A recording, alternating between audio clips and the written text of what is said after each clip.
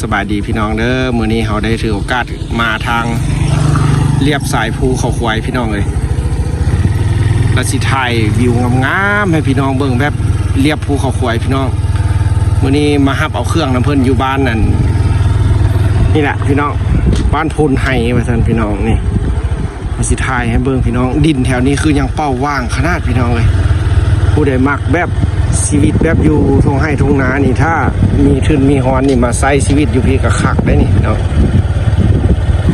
เรียบภูสิมาปลูกงานแบบ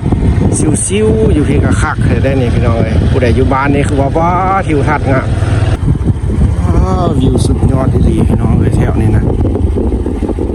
เอาละมักขนาดเห็ดแนวนี้เห็ดสวนปลูกเพื่อนปลูกสาน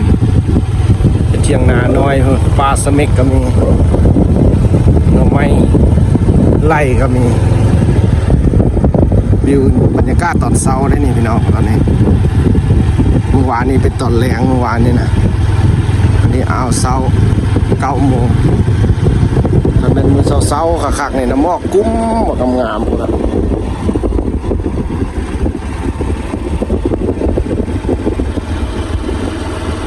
สงบเสงี่ยมดีขนาดพี่น้องอยู่พี่น้องบรรยากาศลมพัดตลอดเลยเนี่ยนี่สุดยอดเลย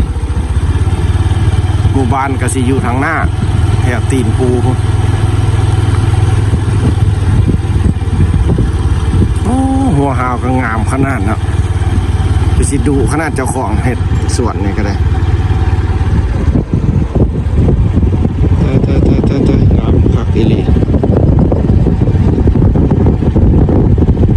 ตั้งแคมป์นี่สิก็ได้นะเบื้องนี้ก็งามเลยเบื้องนี้นะดินหากเพียงขนาดชีวิตแบบสบายใจขนาดเลยมาอยู่ที่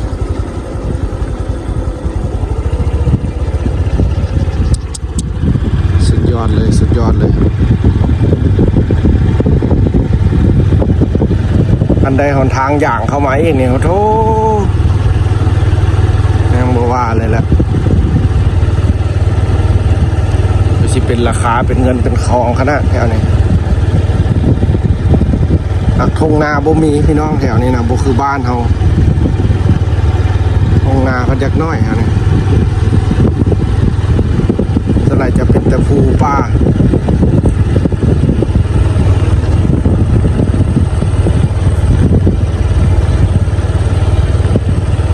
พนักงานสวนเขาออกมา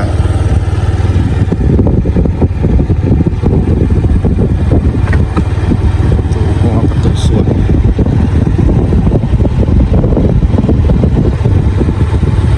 โอ้คักพี่น้องแถวนี้บ้านป่าแท้ได้อันนี้ก็ได้นะนี่ก็เป็นอีกบ้านหนึ่งที่อยู่เมืองเดียวกันกับเราเนี่ยพี่น้องผู้ใดมักแบบสายธรรมชาติตีนภูแล้วมันคักแถวนี้ท่านผู้ใดมักแบบทงให้ทงนาแล้วแนะนำไปทางบ้านเฮาโลดเด้อดินยังเป้าว่างหลายแถวนั้นพี่น้องเลยไปจับจองปลูกเงินปลูกสารเทียงให้เทียงนาท่านมักแบบภูแบบผ่ากะทิรถ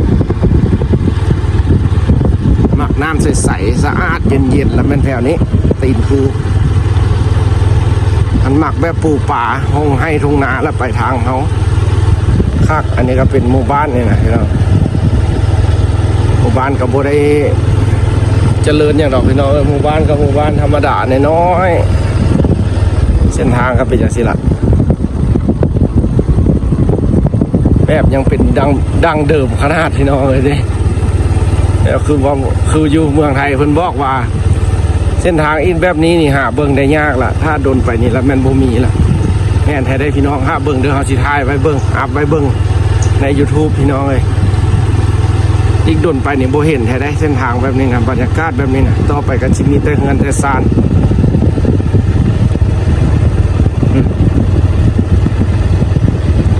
ต้นมันป่าหลายได้พี่น้องแถวนี้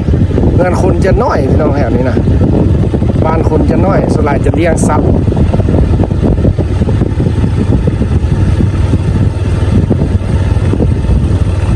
โอ้คักพี่น้องแถวนี้นะเขาก็ดุดแล้วโบได้มานี่พี่น้องหลายแล้วโดนปีแล้วได้ มัน7-8-9 ปีแล้วนะบ่ได้มาแถวนี้พี่น้องเลยตะกี้ของทางยังยากกว่านี้อันนี้ยังมีฟืนมีไฟเข้ามาฮอดละเดี๋ยวนี้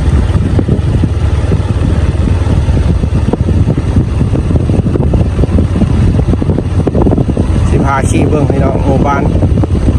อยู่แบบใดเลี้ยงหัวบักหลาย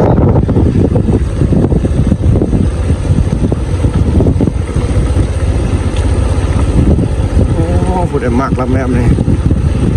โอ้เด็มีห้องนาแล้วนี่มีนาน้อยๆแล้วนี่นาก็บ่หลายโอ้มีเสาไฟฟ้าแรงสูงอีก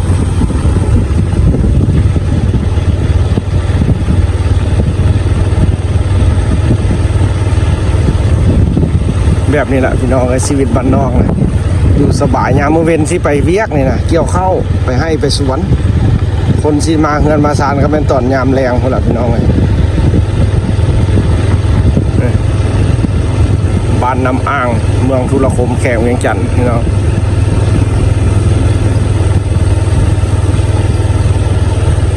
บ้านน้ำอ่างบ้านพลไฮ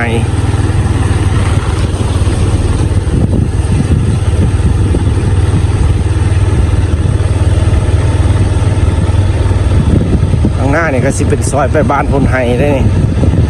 บ้านพลไฮพี่น้องผู้ใดเคยมาบ่พลไฮน้ำอ่างเพิ่นเอิ้นว่าบ้านพลไฮน้ำอ่าง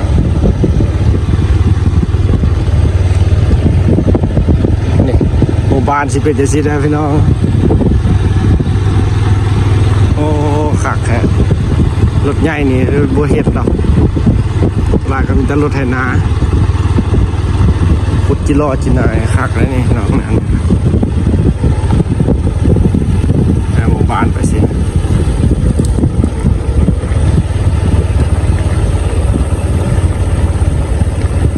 โอ้คักพี่น้องจักสิเข้าไปเลิกปันไหนเขาก็ยังบ่ได้เข้ามาจักเทื่อบ้านนี้เท่าไหร่มันจะขี่รถ